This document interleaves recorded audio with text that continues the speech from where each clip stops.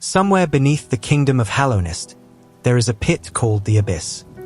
And at the bottom of that pit, there are thousands of tiny shells. Small, fragile, hollow. These were not monsters. They were not enemies. They were children.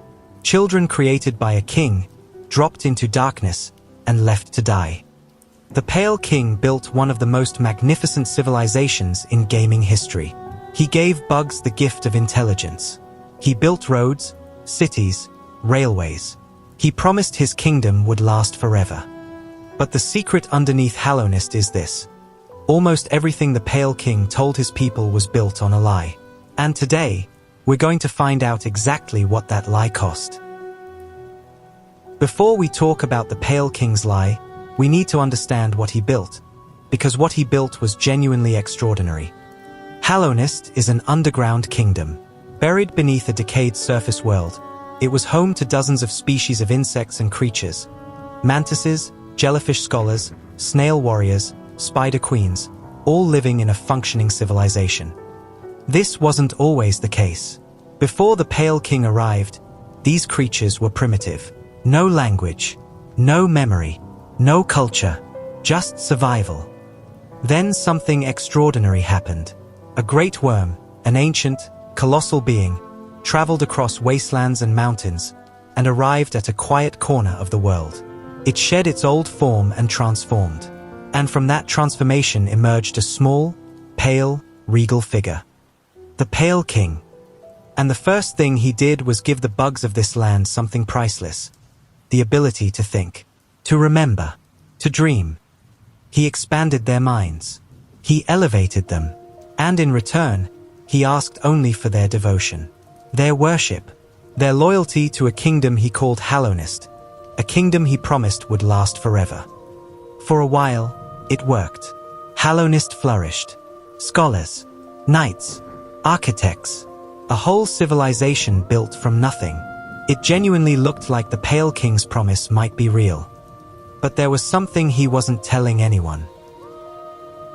Long before the Pale King arrived, there was another god. The Radiance, a being of pure light, ancient beyond measure. And for generations, the moth tribe of Hallownest worshipped her, not out of fear, but out of genuine devotion. She was their creator, their light in the darkness. She existed in dreams, connecting her followers through shared consciousness.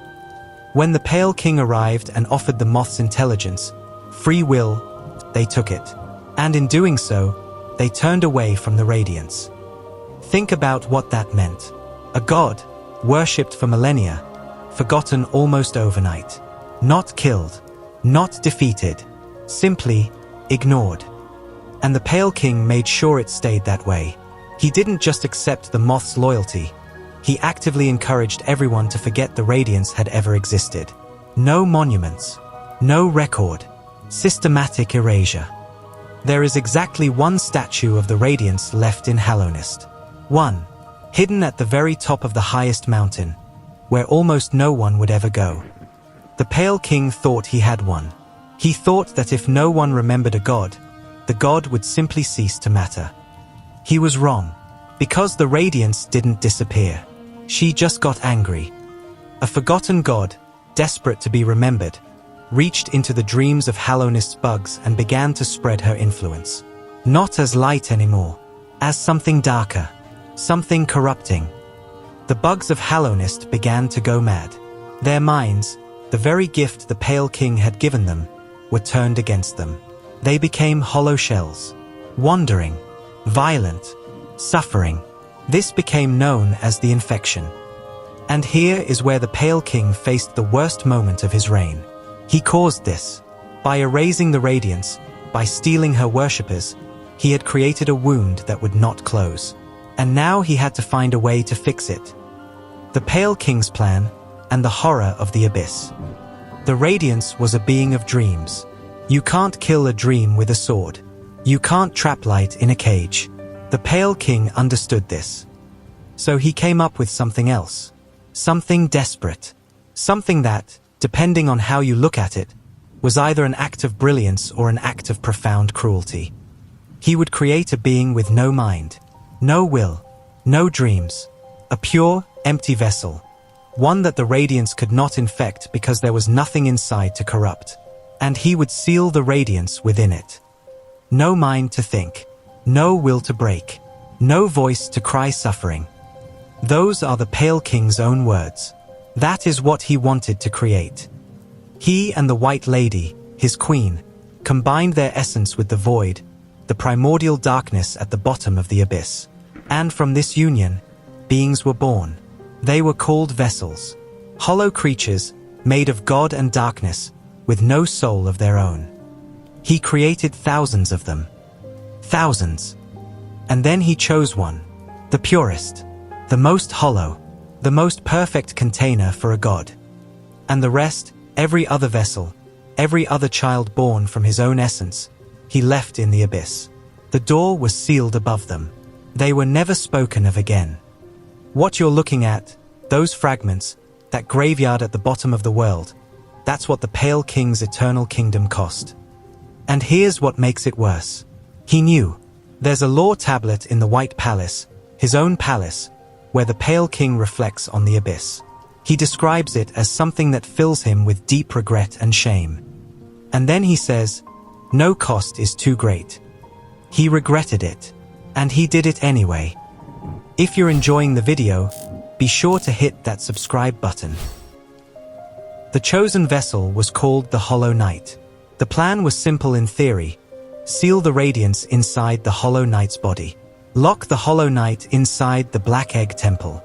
3 powerful beings, the Dreamers, would put themselves into eternal sleep to form the seals on the temple door. And for a time, it worked.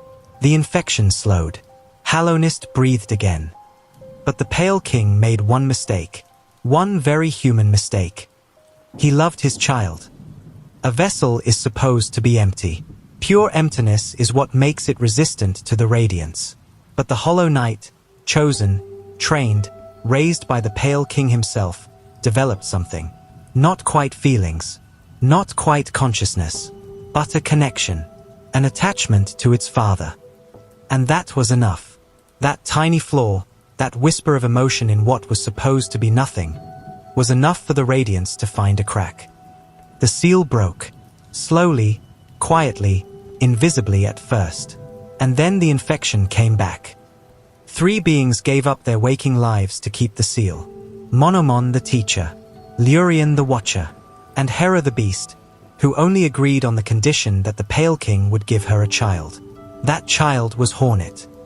The Pale King made a deal to have a child with a Spider Queen so she would volunteer to sleep forever. He sacrificed thousands in the abyss. He asked 3 of his greatest subjects to give up their lives. And still it wasn't enough. Because the flaw wasn't in the plan. The flaw was in him. He couldn't make something he loved be truly empty.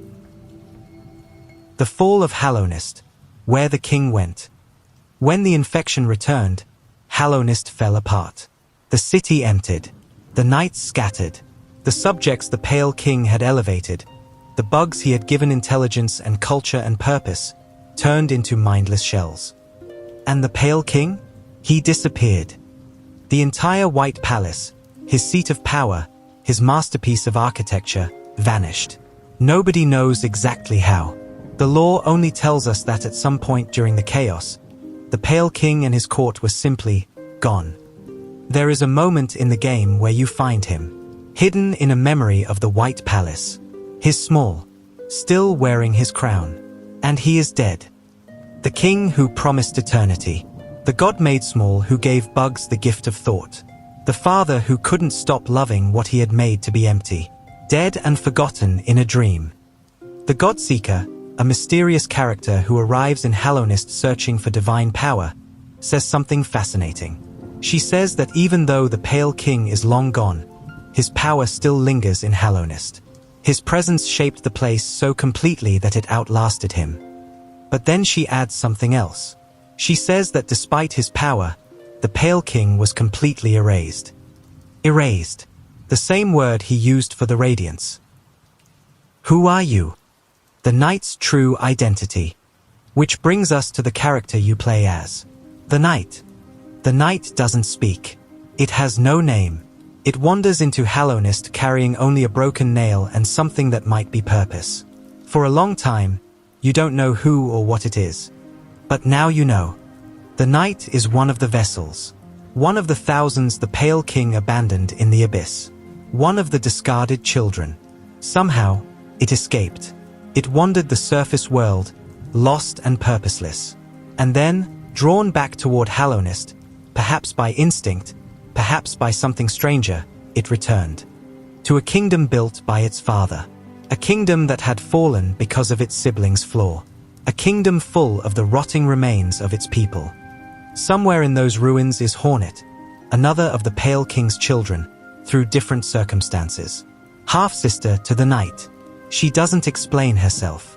She doesn't offer comfort. She tests the night, watches it grow stronger, and eventually points it toward its destiny. Because the choice the night makes at the end, to absorb the Radiance, to replace the Hollow Knight as the new seal, or to destroy the Radiance entirely, that is the question the entire game has been building toward.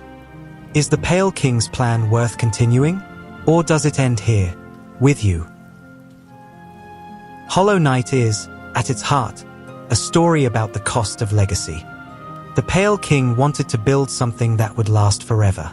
And he paid for that dream with the lives of thousands of children, the erasure of an ancient god, the sacrifice of 3 of his most loyal subjects, and ultimately, his own life and kingdom. He was not a villain in the way we usually think about villains. He wasn't cruel for the sake of cruelty. He genuinely believed Hallownest was worth preserving. He genuinely loved the world he built. But he loved his legacy more than he loved the truth. And the truth was this. The Radiance had always existed. The bugs of Hallownest had always worshipped her. And you cannot simply erase something ancient and powerful and expect it to stay gone. His lie, the lie that Hallownest had always been his, that the Radiance had never existed, that a kingdom built on forgotten sacrifice could last forever, that lie is what destroyed everything. And somewhere in the ruins, a small, silent, nameless being, a child that was never supposed to have survived, walks toward that door, carrying a broken nail, carrying the weight of every discarded sibling, ready to finish what the Pale King started, or undo it entirely. That choice is yours. If you'd like to see more lore videos, drop a comment below, and don't forget to subscribe.